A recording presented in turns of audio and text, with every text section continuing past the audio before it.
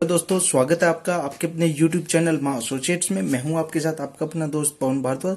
तो आज की वीडियो में हम बात करने वाले हैं दोस्तों कि अगर आपने अपना क्रेडिट कार्ड जो होता है उसकी पेमेंट अगर आप टुकड़ों में करते हो तो उससे आपको क्या प्रॉब्लम होगी या उससे आपको कोई प्रॉब्लम नहीं होती है, तो इस बारे में हम आपसे आज इस वीडियो में डिस्कस करेंगे।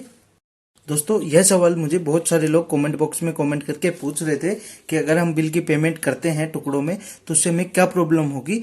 जो नए क्रेडिट कार्ड के उपभोक्ता हैं ये उनका सबसे पहले मेरे हिसाब से क्वेश्चन है कि क्योंकि वो पहली बार यूज कर रहे हैं क्रेडिट कार्ड को, तो उनको नहीं पता कि क्रेडिट कार्ड को पेमेंट जैसे हाफ पेमेंट करते हैं टुकड़ों में पेमेंट करते हैं उससे क्या प्रॉब्लम होगी। तो इसी वीडियो को मैं बड़े आसान तरीके से आपको समझाऊंगा कि अगर आप क्रेडिट कार्ड की हाफ पेमेंट या टुकड़ों में पेमेंट करते हैं तो इससे क्या नुकसान होगा। तो जो हमारे चैनल पर नए हैं जल्दी से जल्दी हमारे चैनल को सब्सक्राइब करें और बेल आइकन दबाना ना भूलें। ऐसी लेटेस्ट अपडेट हमारे द्वारा आती रहेंगी। पीएफ, ईएसआई, इनकम टैक्स या बैंकिंग के रिलेटेड अगर आपका कोई क्वेश्चन है तो आप हमें कमेंट बॉक्स में कमेंट भी कर सकते हो, और या पीएफ ईएसआई के लिए हमारी जो वीडियो प्लेलिस्ट में बनाई हुई है वो भी आप बड़े आसान तरीके से देख सकते हो और समझ सकते हो कि पीएफ कैसे विड्रॉल किया जाता है। तो चलो चलते हैं आज की अपनी वीडियो पर।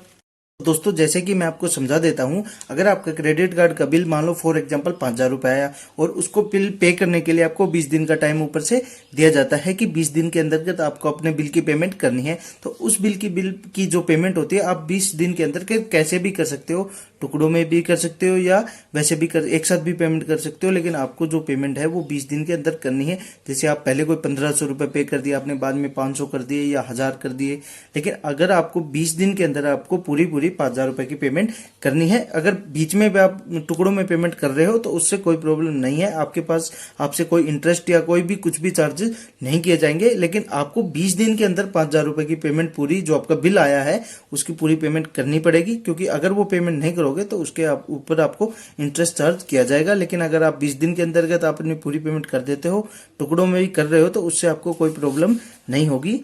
दोस्तों इसी के साथ एक दूसरा क्वेश्चन भी पूछा गया है कि अगर आपने कोई जैसे फॉर एग्जांपल आपका 5,000 का बिल आ गया और हमने टुकड़ों में पेमेंट कर रहे हैं, लेकिन हमने पहले 2,500 रुपए की पेमेंट कर दी, 2,500 रुपए की पेमेंट कर दी, फिर उसी पेमेंट के ऊपर हमने कोई 2,500 रुपए का और परचेज कर लिया, तो उससे क्या हमारे पास फिर दोबारा से हमें 5,000 की पेमेंट करनी पड़ेगी, या जो हमने पहले 2,500 या 2,500 रुपए पेमेंट कर दिया उसको पेमेंट नहीं करना पड़ेगा, या इससे क्या दिक्कत आएगी। ये भी बहुत सारे क्वेश्चन पूछा गया, तो इसको भी हम बता देते हैं।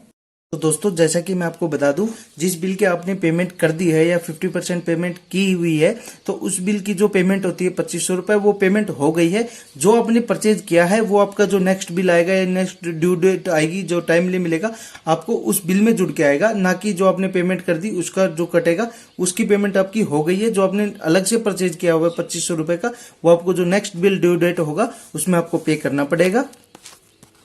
अगर आप क्रेडिट कार्ड की पेमेंट कर रहे हो या 50% कर रहे हो या पूरा पेमेंट कर रहे हो और फिर उस कार्ड को आप यूज कर रहे हो, तो उससे आपको कोई प्रॉब्लम नहीं होगी। उसके अगर आप परचेज कर रहे हो तो आपको नेक्स्ट जो बिल इश्यू होगा उसमें आपका जो जनरेट होगा बिल और जो 20 दिन का टाइम मिलेगा आप उसके बाद उसकी पेमेंट करनी है, ना कि जो पेमेंट आपकी बची हुई है या उसी महीने आपको 20 दिन के अंदर नहीं करनी है।